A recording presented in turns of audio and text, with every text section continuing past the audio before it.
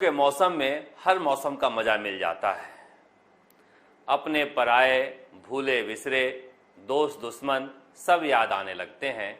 यादों का मौसम भी होता है। राजस्थान में इन दिनों यादों का मौसम है।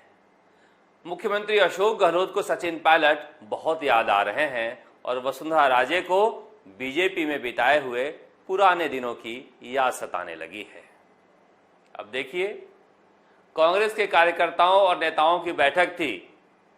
मुख्यमंत्री अशोक गहलोत ने सचिन पायलट का नाम लिए बिना कहा कि जो लोग यह बात करते हैं कि खून पसीना बहाने वाले कार्यकर्ताओं की पूछ नहीं हो रही है, वह खुद कार्यकर्ताओं की पूछ नहीं करते हैं।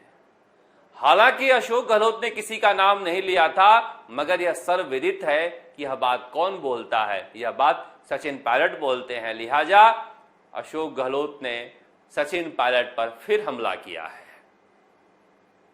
कुछ दिनों में सचिन पायलट का जवाब भी आएगा, क्योंकि वह हिसाब पूरा करते हैं। मगर यह याद क्यों सताने लगी? सचिन पायलट याद क्यों आने लगे? दरअसल यह बैठक सदस्यता अभियान को लेकर थी, क्योंकि कांग्रेस का कोई सदस्य बन नहीं रहा है। पहली बार कांग्रेस के बैठक में प्रदेश अध्यक्ष के पद से हटाए जाने के बाद मुख्यमंत्री निवास में सचिन पायलट बुलाए गए थे कि अपने चेहरे का इस्तेमाल कीजिए और लोगों को कांग्रेस से जोड़िए। सचिन पायलट समझ चुके हैं कि इस डूबते जहाज पर सवारी करना ठीक नहीं है। ऐसा लगता है उनके हाव भाव से कि वह शायद मुख्यमंत्री अशोक गहलोत को फिर से एक बार मुख्यमंत्री बनाने के लिए वोट मांगने जनता के बीच जाने के लिए तैयार नहीं है। मगर सवाल उठता है कि अशोक गहलोत यह बात क्यों कह रहे हैं कि सचिन पायलट जनता की पूछ नहीं कर रहे हैं? क्या सचिन पायलट के पास जो जनता आ रही है सुनवाई के लिए, उनकी सुनवाई सरकार नहीं कर रही है? क्या जानबूझकर नहीं हो रही है? क्योंकि बड़ी संख्या में पायलट के घर लोग आते हैं अपनी शिकवा शिकायतें लेकर। दरअसल सचिन पायलट भी यह बात काफी पहले समझने लगे थे कि उप मुख्यमंत्री तो बन गए हैं, मगर चल नहीं रही है, और जब चल नहीं रही है तो लोग चिल्लाएंगे।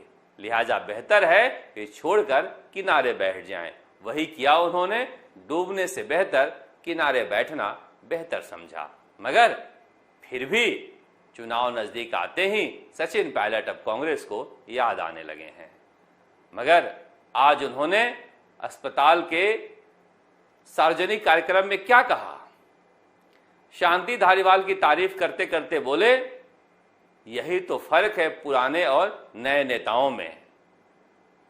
तो क्या नए नेता अशोक गहलोत को इतना बुरा लगते हैं? नए नेता जो बुरा लगने वाले हैं वो सचिन पायलट ही तो हैं। क्यों बुरा लगते हैं? और सचिन पायलट से इतनी परेशानी है तो सारे नए नेताओं को एक तराजू में क्यों तौलते हो? क्योंकि नए नेता नहीं आएंगे तो यही तो कांग्रेस की समस्या है कि बूढ़ों की फौज बन गई है। नए नेताओं पर उनका भरोसा नहीं है, इसलिए नई पीढ़ी जुड़ ही नहीं रही है। इस समस्या का समाधान खोजने के बजाय आप सचिन पायलट के खिलाफ इतना भरे हुए हो कि कहते हो यही तो फर्क है नए और पुराने नेताओं में। खैर, जाने दीजिए, बात कर लेते हैं बीजेपी की। बीजेपी में जब से वसुंधरा राजे प्रधानमंत्री नरेंद्र मोदी से मिलकर आई हैं, कुछ न कुछ तो गड़बड़ हुआ है। कहा जा रहा है कि वो कोशिश कर रही हैं कि अब सामूहिक नेतृत्व के अंदर बीजेपी के अंदर काम करना चाहती हैं। उन्हें अब सतीश पूनिया से कोई शिकायत नहीं है। वह चाहती हैं कि पार्टी के कार्यक्रमों में उन्हें बुलाया जाए। वो समझ गई हैं प्रधानमंत्री नरेंद्र मोदी के तेवर देखने के बाद कि अब शायद पहले वाली धमक नहीं मिल पाएगी। जेपी नड्डा आए, मगर न परिवार के कार्यक्रम में बुलाई गई, न पार्टी के कार्यक्रम में पहुंची। सबसे बड़ी नेता है, ऐसा वह मानती हैं बीजेपी की।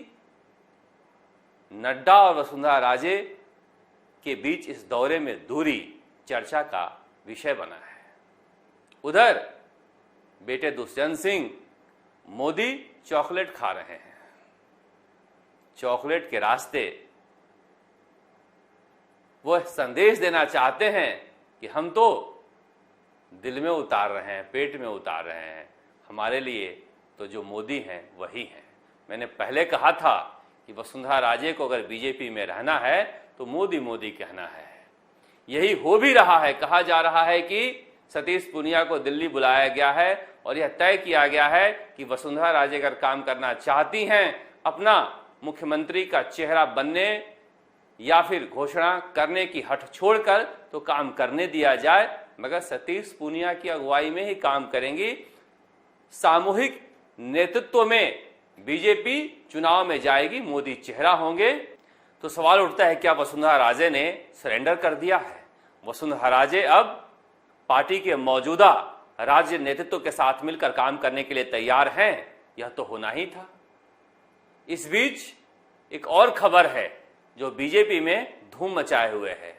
कहा जा रहा है कि डॉक्टर किरोड़ी लाल मीणा की मुलाकात प्रधानमंत्री नरेंद्र मोदी से हुई है और मोदी उनके काम से बेहद खुश हैं। यानी जो कुछ राजस्थान में चल रहा है और जो नेता मेहनत कर रहा है उसके बारे में प्रधानमंत्री नरेंद्र मोदी को पूरी जानकारी है।